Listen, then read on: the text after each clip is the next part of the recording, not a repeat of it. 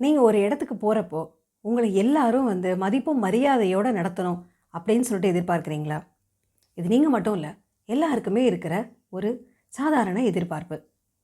இதுக்கு நம்ம என்ன பண்ணுறது அப்படின்னா, நம்முடைய செல்ஃப் ஒர்த் அப்படிங்கிறத நம்ம அதிகரிக்கணும். எல்லாரும் நம்மளை மதிப்பும் மரியாதையை நடத்தணும் அப்படின்னு சொன்னால் நம்மை நாமே முதல்ல மதிப்பும் மரியாதையை நடத்த ஆரம்பிக்கணும்.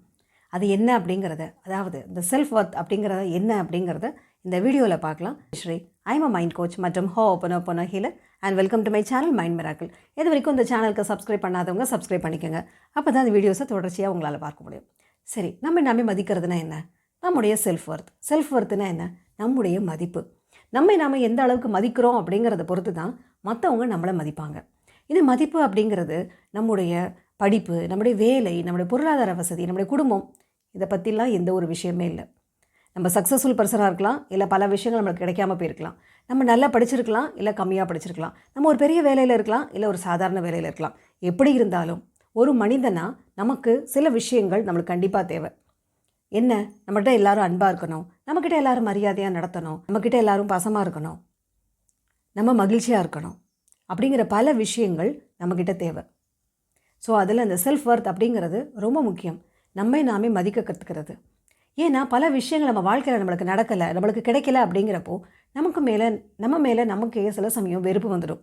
ஏன்னா எனக்கு எதுவுமே சரியாக வரமாட்டேங்குது, எனக்கு திறமை இல்லை, எனக்கு அறிவு இல்லை, எனக்கு பணம் இல்லை அப்படின்னு நம்மக்கிட்ட என்னென்ன குறைகள் இருக்கோ அதையே நம்ம எந்நேரமும் நினச்சிட்டு நம்ம தாழ்வாக மதிப்பிட ஆரம்பிச்சிடுவோம். ஒரு அதிர்ஷ்டம் இல்லை நான் சொல்லப்போனால். ஸோ இந்த மாதிரி பல விஷயங்கள் நம்மக்கிட்ட இதெல்லாம் இல்லைன்னு சொல்லிட்டு நம்முடைய குறைவாக மதிப்பிட ஆரம்பிச்சிடுவோம். ஸோ இது என்ன ஆகும் அப்படின்னா, நாளடைவில் நம்முடைய நடவடிக்கைகள், நம்முடைய பேச்சு, நம்முடைய செயல் எல்லாமே நம்முடைய மதிப்பை குறைக்கிறதா தான் அமைய ஆரம்பிக்கும். அப்போ ஆட்டோமேட்டிக்காக மற்றவங்களும் நம்மளை மதிக்க மாட்டாங்க. ஸோ அதுக்கு என்ன பண்ணலாம் அப்படின்னு சொன்னால், நம்ம எந்த காரணம் கொண்டும் குறைவாக மதிப்பிடக்கூடாது அப்படிங்கிறது தான் மிக முக்கியமான விஷயம். இது நம்முடைய பணம், வேலை, சக்ஸஸ் இது பற்றின சம்மந்தமில்லாத ஒரு விஷயம். இந்த செல்ஃப் ஒர்த் அப்படிங்கிறது நம்மை அஸ் அ ஹியூமன் பீயிங்காக நம்மளை மதிக்கணும். irrespective of our success, irrespective of our failure, irrespective of our education. நம்முடைய செல்ஃப் ஒர்த்துக்கும் மற்ற விஷயங்களுக்கும் எந்த சம்மந்தமும் இல்லை. ஸோ இந்த செல்ஃப் ஒர்த் அப்படிங்கிறது நம்மை நாமே உயர்வாக மதிப்பிடுகிற ஒரு விஷயம். ஸோ இது உயர்வாக மதிப்பிட்டால் மட்டும்தான் மற்றவங்களும் நம்மளை மதிக்க ஆரம்பிப்பாங்க. நம்மை நாமே மதிக்க ஆரம்பித்தாதான் நம்முடைய செயல் மற்றவங்க மதிக்கிற மாதிரி இருக்கும், நம்முடைய நடவடிக்கைகள், நம்முடைய பேச்சு எல்லாமே மற்றவங்க மதிக்கிற மாதிரி இருக்கும்.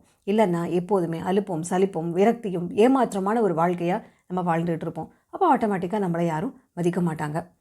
ஸோ மற்றவங்ககிட்ட மதிப்பும் மரியாதையும் கிடைக்கணும். அது மட்டும் இல்லை, நம்ம நிறைவான வாழ்க்கை வாழணும், நம்ம சந்தோஷமான வாழ்க்கை வாழணும்னா நம்முடைய செல்ஃப் ஒர்த் அப்படிங்கிறது ரொம்ப அவசியம்.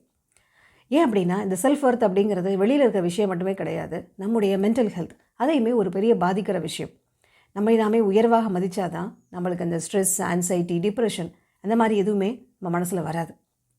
யாராவது ஒருத்தங்க ஏதாவது நம்மளை சொல்லிட்டாங்க அப்படின்னா கூட நம்ம மனசு உடைஞ்சு போக மாட்டோம். நம்ம வேலை செய்கிற இடம், நம்முடைய கூட வேலை பார்க்குறவங்க, நம்ம கீழே வேலை பார்க்குறவங்க, நம்முடைய ஹையர் அஃபீஷியல்ஸ் யாராக இருந்தாலும் நம்மை மதிக்கணும் அப்படின்னு சொன்னால் நம்மை நாமே மதிக்கணும். அடுத்தது நம்முடைய குடும்ப உறவுகள், நம்முடைய ஓன் ஃபேமிலியில் கூட நம்ம வார்த்தையை மற்றவங்க மதிக்கணும், நம்ம சொல்கிறபடி மற்றவங்க கேட்கணும் அப்படின்னு நீங்கள் நினச்சிங்கன்னா உங்களை நீங்கள் மதிக்கணும். அப்போ தான் மற்றவங்க நம்ம சொல்கிற வார்த்தையை அவங்க கேட்டு நடப்பாங்க. அடுத்தது அது மட்டும் இல்லை, நம்ம பார்க்குற வேலை, பிஸ்னஸ் எதுவாக இருந்தாலும் பல படிகள் முன்னேறணும், நிறைய விஷயங்கள் நான் வச்சுருக்கேன், நிறைய லட்சியங்கள் இருக்குது, அதெல்லாம் நான் அச்சீவ் பண்ணணும் நினச்சாலும் நம்ம எந்த தடைகள் வந்தாலும் தாண்டணும் இல்லையா? அதுக்கும் நம்முடைய எமோஷனல் ஸ்ட்ரென்த், நம்முடைய மென்டல் ஸ்ட்ரென்த் தேவை இல்லையா? அதுக்கும் நம்முடைய செல்ஃப் ஒர்த் அப்படிங்கிறது நம்மளுக்கு தேவை. வேலை பார்க்குற இடமா இருந்தாலும் சரி, வீடாக இருந்தாலும் சரி, நம்மளுடைய பிஸ்னஸாக இருந்தாலும் சரி, எந்த விஷயமும் சக்ஸஸ்ஃபுல்லாக நடக்கணும், எங்கே போனாலும் நம்மளுக்கு மதிப்பும் மரியாதையும் கிடைக்கணும் அப்படின்னா நம்ம செய்ய வேண்டியது நம்மை நாமே மதிக்கிறது தான்.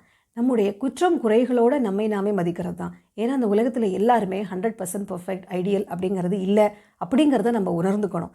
அப்போ தான் எந்த குறைகள் இருந்தாலும் அதோடு நம்ம ஏற்றுக்கொள்வோம். இல்லைனா எப்போது எனக்கு ஏன் இது கிடைக்கல, எனக்கு ஏன் இது நடக்கலை, நான் ஏன் இப்படி இருக்கேன் அப்படிங்கிற மாதிரி எப்போதுமே நம்முடைய குற்றங்களையும் குறைகளையுமே பெருசாக நினச்சிட்டு வாழ்க்கையில் நிம்மதியையும் சந்தோஷத்தையும் நம்ம இழந்துருவோம்.